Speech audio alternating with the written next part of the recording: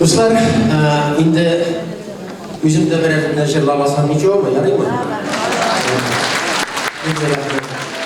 Sizden için indi sizge tanış, jırlarımın birisi tüm büyük bir köylü.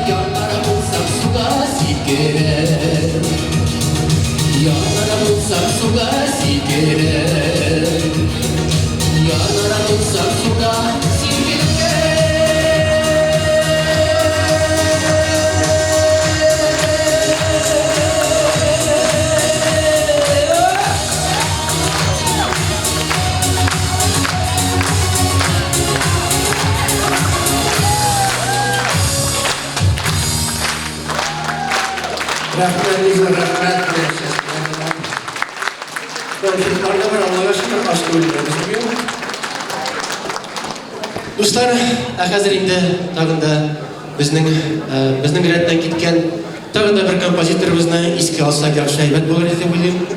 Ul da bo'lsa, indi bizga tanish Juna gruppasi tanishmi sizga? Tanish, конечно. O'tanda bas gitarada o'ynaydi bir tatar yigit, uning ismi Rina Sharifjanov edi.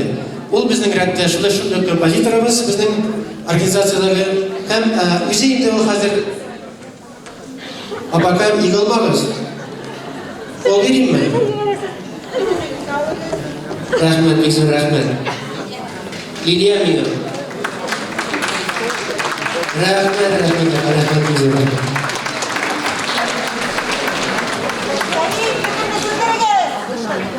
Ayırmaz, birleştir misin? Dostlar, şuşa Rinat Şarifjan'ın jarında şulay matur etip dikhalanat tınlamasak, evet bu verdi bulayım. Rinat Şarifjan'ın diye Roza Habibulina başkarımda, minem жыр.